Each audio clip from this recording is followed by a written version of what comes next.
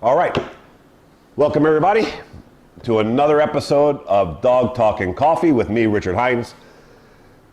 And today's episode is gonna be on one of the weirdest, perplexing, I don't understand commands that's been built in to the dog training society, mostly the positive movement, and which makes no sense whatsoever if you understand anything about training dogs, right? The look at me command. Look at me. Look at me. Pay attention to me. Oh, he gave me a glance, which was actually pretty good, but I don't exactly have as much focus as I'd like, and this is what I suspected. Look at me. Good boy. Read, and then hope that he's going to pay attention to me. If your dog won't pay attention to you here, right in front of your house, well, there's a little tension here. I don't really like that too much, so I'm going to try and get his attention on me rather than the environment that he's trying to pull towards. Up here. See, a little bit more challenging now. This is normal because, just a few feet away from the house is a completely new environment to many dogs, and he wants to get... It is the craziest, weirdest thing I've ever seen in my life if you understand anything about dog training and the way dogs work. What is the look at me command based on? What is the purpose of it? Why do these trainers use it and teach it? So it's really, to me, what I consider a Band-Aid effect. You always see it being used when a dog has reactionary behavior towards anything in its environment. This issue, obviously, but this is where you start. Your next step is getting him to glance up at you and reward him as much as you can for doing that. There's a car coming right now, so I'm going to try and be one step ahead and get his attention. Come here. Brutus, come here. Yes, good. Come on. Brutus. Brutus, this way. Come on. Come on, this way. Nope. Come on. Okay, that didn't go so well. So my task next time is to be more interesting than I was that time, or to create distance between us and the moving car if possible. Come on, this way, come on. Brutus, yes, good. Good boy. He looked at me. He just glanced at me when that car was driving by. That's what you want. You want to find that moment where your dog is like, I'm thinking about listening to you. Yeah. That's good. To me. It became clear that getting too close to the road really complicated communication, so my job is to go back to the last known place of compliance from Brutus and work from there.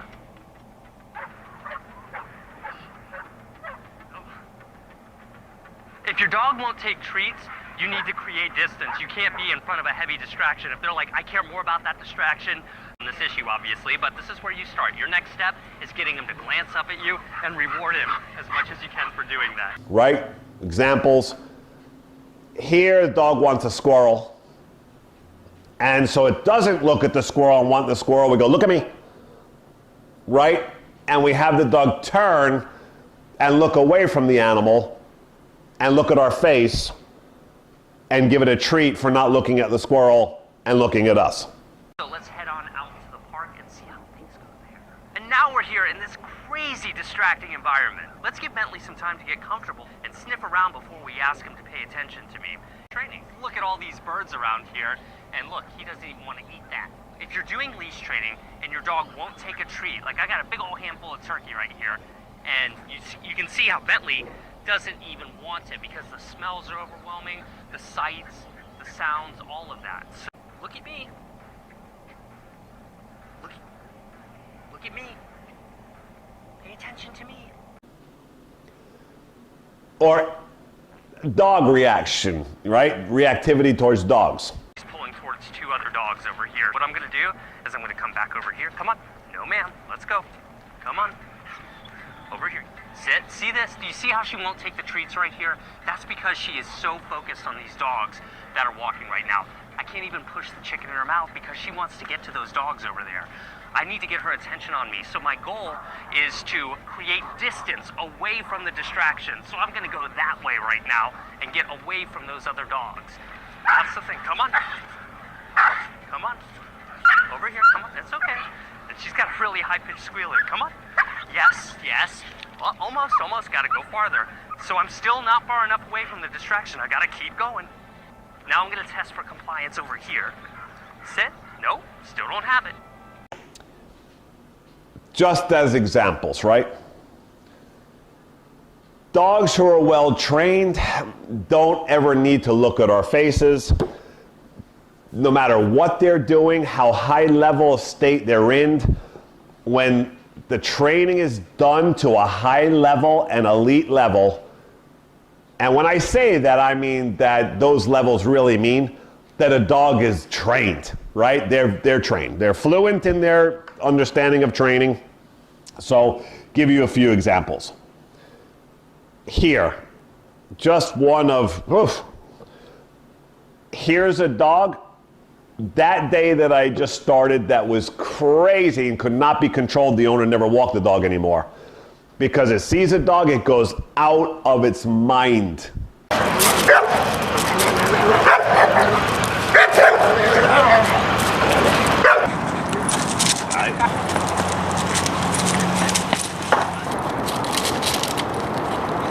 Trying to go after them, bite them, and within a few minutes, we have the dog passing by the dog back and forth because we got control now.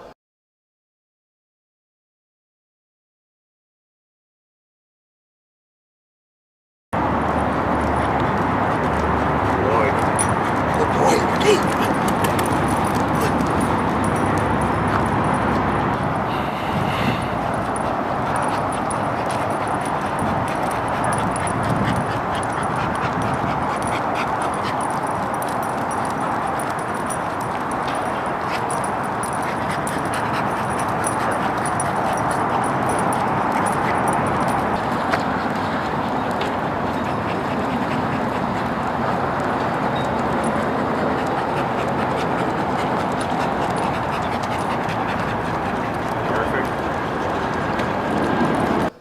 And we don't mind the dog looks at the dog, right? We pass, we never avoid looking at the other dog. Look at it, right? But because we just taught you how to behave in life, we don't need to teach you avoidance. I want you to see the dog coming. I want you to be able to look at the dog that you were blowing up at all out of your crazy head at, right? And now learn to be controlled, passive by yourself without any help from owner, handler, that I need to tell you, hey, look at me, so that when we pass this dog, you don't go crazy, right? Here, obvious. You see the blowing up. A few minutes later, teaching him how to walk properly, walking next to us, and the dog was blowing up it perfectly, going back and forth past, and no crazy, and we're not trying to take the dog's attention off of that dog, right? We're teaching it, you're gonna see a million dogs in life, and I don't want you blowing up at any of anymore, but I don't care what you do. You don't have to look at me. I don't mind you look at the dogs. Just don't have a crazy moment. So we never redirect a dog's attention off of what it wants, right? To be able to focus. It must learn how to go through what drives it crazy without our help and redirecting the dog's attention to us.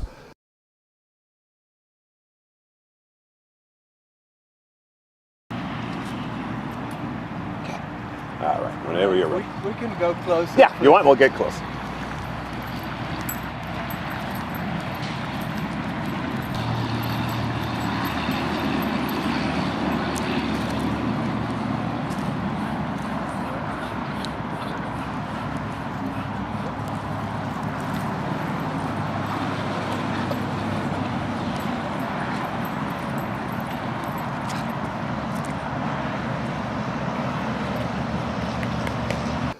Then you know you really did it. You have it trained. You fixed it. You did not put a Band-Aid on it if the dog can't walk past dogs and go, ah, sit, look at me, look at me. Right? That is just absurd. Now here, I'm going to just throw some other scenarios as a little bit of a... So here, you're going to see this Doberman. One of my clients, we're like 50 yards back, right? The owner doesn't mind. He goes and chases ducks and has a good time. So here you'll see him chase ducks. They all fly to the water.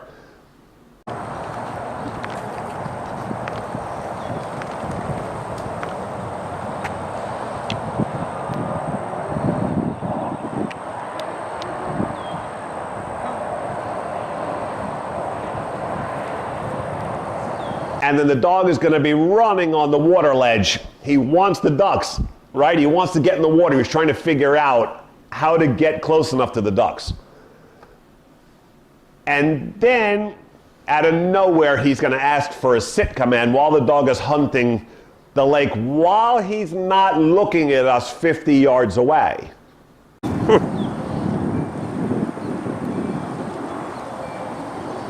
video there, right? I don't think so. You don't think so? No, I don't know. I mean, I walk here all the time. I don't think so.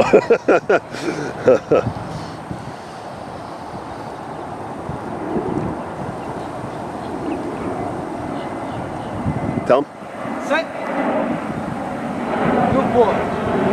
Right, so there he asks him as the dog is trying to figure out in his mind. He's got ducks on his mind. He's trying to figure out the water, how he's going to do this and get in there or get the ducks to come close. We ask for a sit command. 50 yards away, he's not looking at us, and he sits right away while he's still looking at the lake and the ducks when he sits. Tell him. Sit. Good boy. Not looking back to us and the owner. That is obedience training. Here, highest state of a mind being somewhere else in chaos, right? You're going to see Rocco here, the shepherd, biting me. I tell the owner to tell him out. Now he's not looking at her, he's on me, and his back is to her. He lets go right away. He does not need to look at her. And from there, she tells him to down, right? While he wants to bite me again, tells him down, and he downs instantly without having to look at her.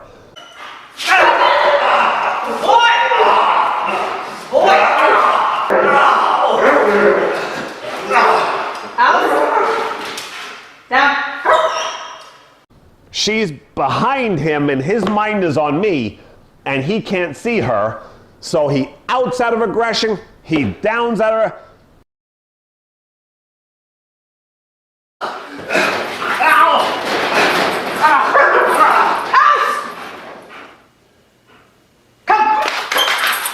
Right?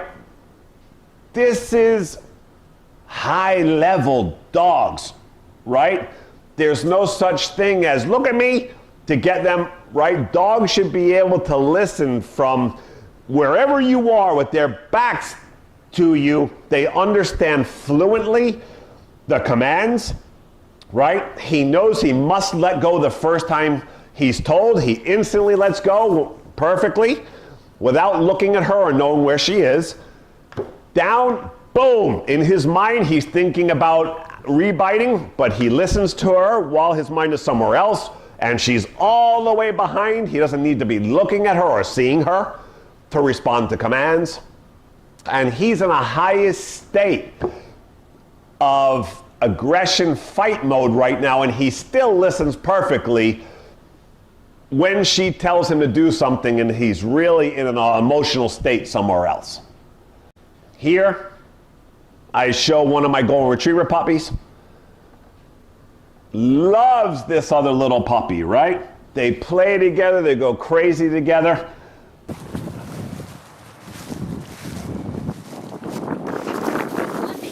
That's okay.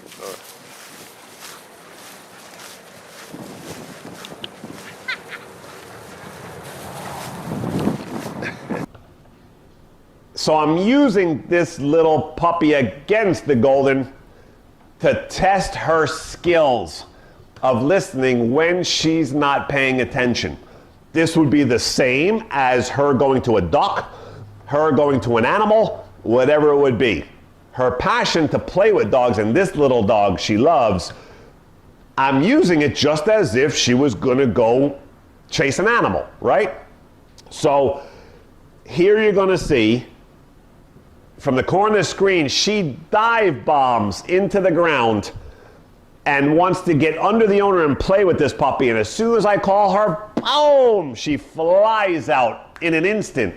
What do you need? Right. Good girl, yes. Lady, come. Yes, good girl. Not looking at me, not seeing me, and just hearing my voice in a split second, boom, right back to me. Lady, come. Yes, good girl. Then I let her go again to test her. Can I stop her halfway this time? Lady, come. Yes, good Wow. Too much for me, sir. And boom, just like that, with me behind her and her not looking, just from voice control, boom, and turns and runs right back to me. Perfect. This is how you do dog training, right? Never ever we use a command in my system. I have never done it. I will never use it, right? It makes no sense. It says to people who know anything that the trainer who's using that technique is amateur and does not know dog training at a high level, right? Because we don't need to control the environment around us for our dogs to listen. The look at me is a command that has been built into a system that needs a lot of help, right? Again, controlling your dog because you know that you won't be able to control it in an environment where it wants something else. So it's meant as a distractor from reality because you will never be able to control that dog. Why? Because that tells you that your dog is not trained well enough to be able to deal with anything that your dog has interest in life. You will never be able to keep them under control. You will lose them. You know you will lose them. So the look at me has been built in to a weak system of a method, right? To be able to redirect, because those dogs will never be able to look at life around them, right? As long as things are calm and passive, that dog might be fine. Anything that comes to the environment that gets it going at all is gonna be a big problem, and that owner in life will never, ever, no matter how long they work at the look at me, will ever be able to control their dogs in society when their dog wants something else, because they've never taught the dog to go through it and actually learn how to check itself or control itself. It's only been redirected to this so it can't look at what it wants. Avoidance behavior. Most people who see that come in actually think it has purpose and that it has a function. So I hope I cleared this up, that it has no place in life. If your dog is well trained, you will never ever need that. So, till next time, Richard Hines, Miami Dog Whisperer.